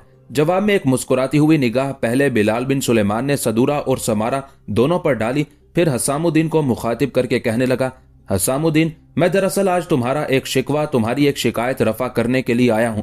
देखो, जिस वक्त सुल्तान अलाउद्दीन ख्वारज़म शाह ने तिरमज शहर फतह करके गौर खान के हवाले कर दिया था तो तुम्हें उसका बड़ा दुख, बड़ा सदमा, बड़ा गम और बड़ा मलाल हुआ था, और तुमने 2 दिन तक खाना भी सही तरीके से नहीं खाया था, अफसुर्दा और गमगीन रहने लगे थे, और तुम्हें शिकवा यह था कि आखिर इतना अच्छा शहर फतह करने के बाद उसे तश्त में सजाकर अलाउद्दीन ख्वारज़म शाह ने खिता के तुर्कों के बादशाह गौर खान के हवाले क्यों कर दिया? अगर ऐसा ही करना था तो शहर को फतह करने की जरूरत ही क्या थी? तुमने ये भी कहा था कि इससे आलम इस्लाम में एक तरह की दिलशिकनी और बददिली फैलेगी। अब मैं तुम्हारे लिए एक अच्छी और नई खबर लेकर आया हूं। यहां तक कहने के बाद बिलाल बिन सुलेमान रुका और वो अपनी बात को आगे बढ़ाते हुए वो कह रहा था, हसामुद्दीन मेरे अजीज, सुल्तान ने जो शहाबुद्दीन मसूद और मंसूर को यहां से अपने पास बुला लिया था तो उसने ये काम ऐसे ही बगैर सोचे समझे और आंखें बंद करके नहीं किया था। वो दरअसल अपने दोनों सालारों से काम लेना चाहता था। आज जो खबर मुझे यहाँ सुल्तान के सालार अगलमिश ने बताई है वो ये कि सुल्तान ने मुसलमानों के शिकवे दूर कर दिए हैं। सुल्तान ने जो तिरमज शहर को फतह करके गौर खान के हवाले कर दिया था, गौर खान ने शहर की हिफाजत के लिए खासा बड़ा लश्कर रखा था। उसकी परवाह किए बगैर सुल्तान एक होलनाक कुव्वत के अंदाज में तिरमज शहर में हमलावर हुआ। वहां गौर खान का जो लश्कर था उसे सुल्तान ने बदतरीन शिकस्त दी है और वो लश्कर अपने मरकजी शहर अखलात की तरफ भाग गया है और तिरमज शहर पर सुल्तान अलाउद्दीन का कब्जा हो गया है। हसामुद्दीन, मैं तुम्हें भी कहा करता था कि अगर सुल्तान अलाउद्दीन ख्वारज़म शाह ने तिरमज शहर को फतह करके खिता के तुर्कों के बादशाह गौर खान के हवाले किया है तो उसमें भी अलाउद्दीन की कोई सियासी चाल है। हसामुद्दीन मेरे भाई, आज तुमने देख लिया कि सुल्तान अपनी उस सियासी चाल में पूरी तरह कामयाब रहा है। उसने न सिर्फ तिरमज शहर पर हमलावर होकर वहां गौर खान के लश्कर को शिकस्त देकर उसकी ताकत और कुव्वत की कमर तोड़ दी है, बल्कि तिरमज शहर पर कब्जा करके एक बार फिर उसने इस्लाम का सर बुलंद कर दिया है। यह खबर सुनकर जहां हसामुद्दीन बेपनाह खुशी का इजहार कर रहा था वहां समारा और सदूरा के चेहरों पर भी खुशियां ही खुशियां और मुसरत ही मुसरत थी। आखिर हसामुद्दीन बिलाल बिन सुलेमान को मुखातिब करके कहने लगा, क्या ऐसा मुमकिन नहीं, तुम हमें सारे वाकयात तफसील के साथ सुनाओ। बिलाल बिन सुलेमान ने अपने होठों पर जबान फेरी। उसके बाद वो तफसील उन तीनों से कह रहा था जो अगलमिश ने उसे कही थी। तफसील जानने के बाद खुशकुन अंदाज में हसामुद्दीन कहने लगा, हमारे सुल्तान ने बहुत अच्छा किया जो गौर खान के सफीरों को न सिर्फ अच्छा सबक सिखाया बल्कि गौर खान के लश्कर को बदतरीन शिकस्त देकर तिरमज शहर भी उससे छीन लिया। इब्ने सुलेमान, अब ये कहो कि इस वक्त सुल्तान और शहाबुद्दीन मसूद के अलावा मंसूर और दीगर सालार अपने लश्कर के साथ कहाँ है? हसामुद्दीन के उस इस्तफसार पर बिलाल बिन सुलेमान पहले की तरह खुशकुन अंदाज में कहने लगा, जो तफसील मुझे अगलमिश ने बताई है उसके मुताबिक तिरमज शहर को फतह करने के बाद सुल्तान अलाउद्दीन और उसके सालार अपने लश्कर को लेकर बुखारा का रुख करेंगे। अगलमिश ने मुझे यह भी बताया था कि सुल्तान ये इरादा रखता है कि तिरमज के बाद वो अपने लश्कर के साथ बुखारा का रुख करेगा। हसामुद्दीन मेरे भाई, बुखारा और समरकंद हमारे वो अजीम शहर हैं जो एक अरसे से गौर खान के तसल्लुत में चले आ रहे हैं। अगलमिश को मुखबिरों ने जो इतला दी है उसके मुताबिक सुल्तान अब अपने लश्कर के साथ तिरमज से निकलकर बुखारा का रुख करेगा। तिरमज की तरह बुखारा को फतह करके उस पर कब्जा करेगा। उसके बाद सुल्तान का इरादा समरकंद पर हमलावर होने का है और मुझे उम्मीद है कि जिस तरह सुल्तान ने गौर खान के लश्कर को बदतरीन शिकस्त देकर तिरमज शहर पर कब्जा किया है, इसी तरह सुल्तान खिता के तुर्कों से अपने शहर बुखारा और समरकंद भी हासिल करने में कामयाब हो जाएगा। बिलाल बिन सुलेमान जब खामोश हुआ तब हसामुद्दीन किसी कदर संजीदगी में उसकी तरफ देखते हुए कहने लगा, बिलाल बिन सुलेमान, मैं अगलमिश से ये बात करता अच्छा नहीं लगता किसी मुनासिब मौके पर बातों बातों में उससे ये जानने की कोशिश करना कि क्या अमीर शहाबुद्दीन के फिर इन इलाकों की तरफ आने की कोई उम्मीद और तवक्को है। इब्ने सुलेमान, मैं तो ये जान चुका हूं कि मेरी बेटी सदूरा शहाबुद्दीन मसूद को पसंद करती है और खुद शहाबुद्दीन भी सदूरा से मुतासिर है। ये मेरी और मेरी बेटी की खुशकिस्मती है कि हम एक ऐसे सालार की तवज्जो के मुस्तहिक हुए हैं जिसने आलम इस्लाम का नाम सर बुलंद रखने में नुमाया किरदार अदा किया है। अपने बाप हसामुद्दीन की उस गुफ्तगू से सदूरा की गर्दन झुक गई थी, इसी कदर शर्मा रही थी, ताहम उसके खूबसूरत लबों पर हल्का सा एक तबस्सुम भी था। यहाँ तक कि हसामुद्दीन अपनी बात को आगे बढ़ाते हुए फिर कह रहा था, इब्ने सुलेमान, मैं इरादा कर चुका हूं कि अब की बार मुस्तकिल तौर पर या किसी मुहिम के सिलसिले में शहाबुद्दीन मसूद इधर आया तो मैं खुद सदूरा से मुतालिक उससे बात करूंगा। उस मौके पर सदूरा अपनी जगह पर उठ खड़ी हुई। उसकी तरफ देखते हुए किसी कदर हल्की मुस्कुराहट में बिलाल बिन सुलेमान कहने लगा, मेरी बच्ची, तुम्हें इस तरह शर्मा कर उठने की जरूरत नहीं है। अब तुम्हारा नाम अमीर शहाबुद्दीन मसूद के साथ मुंसलिक कर दिया गया है। यह कोई एक तरफा मामला नहीं है। मेरी बच्ची, अगर तू उसकी जात में दिलचस्पी रखती है तो वो भी तुझे पसंद करता है। देख, यहां से शर्मा कर उठ भागने की जरूरत नहीं है। बिलाल बिन सुलेमान अपनी बात मुकम्मल ना कर सका, इसलिए कि उसकी तरफ देखते हुए सदूरा कहने लगी, इब्ने सुलेमान, ऐसी कोई बात नहीं है। मेरे बाबा इस हकीकत से आगाह हैं। आप बैठकर बातें करें, खाने का वक्त हो रहा है, मैं खाना तैयार करती हूँ, फिर सब इकट्ठे बैठकर खाते हैं। उसके साथ जब सदूरा दीवान खाने के दरवाजे की तरफ बढ़ी तो समारा अपनी जगह से उठकर उसके साथ दीवान खाने से निकल गई थी। अखलात शहर के घुड़दौड़ के मैदान में खिताई तुर्कों का बादशाह गोर खान मैदान में दौड़ने वाले घोड़ों का जायजा ले रहा था। उस वक्त उसके पास उसके अहले खाना, अजीजो अकारिब और उसके सालार और अमायदीन सल्तनत खड़े हुए थे कि उसके दो मुखबिर अपने घोड़ों को सर पर दौड़ाते हुए आए। जहां गोर खान सब लोगों के साथ खड़ा था, उससे थोड़े फासले पर वो अपने घोड़ों से उतर गए। उन दोनों को आते हुए गोर खान और सब लोगों ने देख लिया था, लिहाजा गोर खान तक पहुंचने के लिए उन दोनों के लिए एक रास्ता सा बना दिया गया था।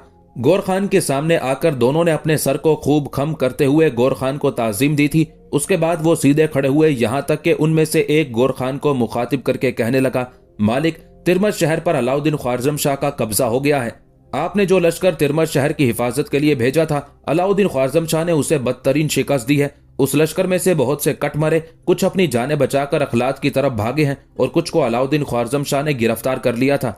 जिस वक्त हालात का जायजा लेने के बाद हम वहां से चले, उस वक्त तक अलाउद्दीन ख्वारजम शाह ने हमारे गिरफ्तार होने वाले लश्करियों को आजाद कर दिया था।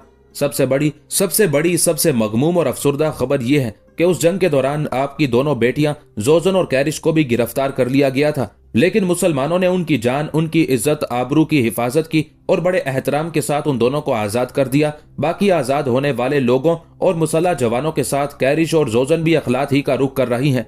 तिरमज शहर हाथ से निकल जाने का गोर खान को बेहद दुख और गम हुआ। कुछ देर तक उसकी गर्दन झुकी रही, कुछ कह ना पाया। आखिर कुछ सोचते हुए वो आने वाले दोनों मुखबिरों को मुखातिब करके कुछ कहना ही चाहता था कि इस बार दूसरा मुखबिर बोल उठा, मालिक, तिरमज शहर को फतह करने के बाद अलाउद्दीन ख्वारजम शाह ज्यादा फैलने का अज़्म कर चुका है। जिस वक्त तिरमज शहर के नवाह से हम आपकी तरफ रवाना हुए थे, उस वक्त तक तिरमज शहर के गिरदो नवाह में ये खबरें गर्दिश करने लगी थी कि अलाउद्दीन ख्वारजम शाह अब बुखारा का रुख करेगा और तिरमज शहर की तरह बुखारा पर भी कब्जा करने के बाद शायद वो हमारे खिलाफ कोई और कदम उठाए। उस खबर ने गोर खान ही नहीं, वहां खड़े उसके सारे सालारों और अमायदीन सल्तनत को चौंका कर रख दिया था। उसके बाद गोर खान मजीद कुछ सोचता रहा, फिर उसकी निगाहें बारी बारी अपने लश्कर के सिपे सालार तानिको और अपनी बड़ी बेटी के शोहर और अपने दामाद फूना पर जम गई थी। कुछ देर तक उन दोनों का जायजा लिया, फिर तानिको को मुखातिब करके कह रहा था, तानिको, एक और लश्कर तरतीब दो और उसे ख्वारजम शाह की राह रोकने के लिए रवाना करो। बुखारा पर कब्जा करना तो बहुत दूर की बात, ख्वारजम शाह को बुखारा की तरफ पेशकदमी भी नहीं करने देनी चाहिए। फिलहाल मैं तुम्हें और फूना को अपने पास रखना चाहता हूँ। अगर अलाउद्दीन ख्वारजम शाह ने ज्यादा फैलने की कोशिश की तो फिर हम उस पर ऐसी जरब लगाएंगे कि उसे अपने मरकजी शहर ख्वारजम तक कहीं भी पनाह लेने को जगह नहीं मिलेगी। जो लश्कर अलाउद्दीन ख्वारजम शाह की राह रोकने के लिए रवाना करो, उसके सालार से कहना कि अपने जो लश्करी वो तिरमज शहर के नवाह में शिकस्त खाने के बाद लौट रहे हैं या जिन्हें अलाउद्दीन ख्वारजम शाह ने गिरफ्तार करने के बाद आजाद कर दिया है, उन सबको अपने लश्कर में शामिल करते हुए अपने साथ ले जाए। ताहम मेरी दोनों बेटियों जोजन और कैरिश को कुछ मुहाफिज दस्तों के साथ अखलात की तरफ रवाना कर दिया जाए। फूना, तुम भी तानिको के साथ जाओ, दोनों मिलकर लश्कर तैयार करो, उस पर एक सालार मुकर्रर करो और उसे फिलफौर अलाउद्दीन ख्वारजम शाह की राह रोकने के लिए रवाना कर दो। जिस लश्कर को रवाना करो उसके सिपह सालार को ताकीद करना कि वो किसी भी सूरत अलाउद्दीन ख्वारजम शाह को बुखारा की तरफ ना बढ़ने दे। गौर खान का यह हुक्म पाकर तानिको और फूना वहां से हट गए थे। जबकि गौर खान फिर पहले की तरह घुड़दौड़ के मैदान की तरफ मुतवज्जे होने लगा था कि इतने में उसकी सल्तनत का कोई अहम रुकन उसके करीब आया। उसे मुखातिब करके कहने लगा, ये मुसलमानों का सुल्तान अलाउद्दीन ख्वारज़म शाह एक तरह से अपनी हदूद से बाहर होकर फैलना ही शुरू हो गया है। क्या यके बाद दीगरे हमारे इलाकों पर हमलावर होने और उन पर कब्जा करने के बाद उसके और उसके लश्करियों के हौसले बुलंद तो न हो जाएंगे? अपनी सल्तनत के उस कारकुन के उन अल्फाज पर गौर खान के चेहरे पर तल्ख सी मुस्कुराहट नमूदार हुई थी। कहने लगा, अलाउद्दीन ख्वारज़म शाह को कुछ अरसा तक अपनी ललचाई तमन्नाओं में हवस के झकड़ों का खेल खेलने दो। ये नया नया हुक्मरान बना है और हुक्मरानी का नया नया नशा बहुत से नए काम करने पर बेबस और मजबूर कर देता है। हम हर खम ठोंक कर सामने आएंगे और इसके जज्बात और इसकी कामयाबियों को बर्फ के ढेर पर खून के निशान बनाकर इसके सामने पेश करेंगे तो यकीनन अपनी खूनी तमन्नाओं की तकमील को फरामोश कर बैठेगा। फिलहाल वो फैल रहा है और हम उसका तमाशा देख रहे हैं। जब हम अपनी पूरी ताकत और कुव्वत के साथ इस अलाउद्दीन ख्वारज़म शाह के खिलाफ हरकत में आएंगे तो इसके सारे हुनर और कस्ब की रियासत को अपने पांव तले रौंद कर चौराहों में इसके लिए सलीबें खड़ी कर देंगे और इसके हाथों में कीलें ठोंक कर इसकी सारी फतुहात को इसकी नाकामियों में तब्दील करेंगे। यहां तक कहने के बाद गौर खान रुका, फिर अपनी बात को आगे बढ़ाता हुआ वो कह रहा था, हम अपनी धरती के अमीन हैं और इसकी हिफाजत करना भी जानते हैं। अलाउद्दीन ख्वारज़म शाह ने तिरमत शहर पर कब्जा करके पहली गलती की है। अब बुखारा की तरफ पेशकदमी करके अपने शीशा जान में जिंदगी भरेगा और अगर उससे भी बढ़कर उसने फैलने की कोशिश की तो हम अपनी तारीख के सुनहरे हरूफ को हरकत में लाएंगे और उस अलाउद्दीन ख्वारज़म शाह के सागरे रूह में जहर भर कर रख देंगे। मेरे अजीज, ये जंग 2-4 बरसों नहीं सदियों के किस्सों का नाम है। अनकरीब तुम देखोगे कि यही अलाउद्दीन ख्वारज़म शाह थक हार कर और अपनी ताकत और कुव्वत का जनाजा अपने कंधों पर लादे हमारे पांव पकड़ने पर मजबूर हो जाएगा। गौर खान की सल्तनत का वो कारकुन गौर खान की उस गुफ्तगू से खुश और मुतमईन हो गया था। फिर गौर खान हर चीज को फरामोश करके पहले की तरह मैदान में दौड़ते घोड़ों का बागौर जायजा लेने लगा था।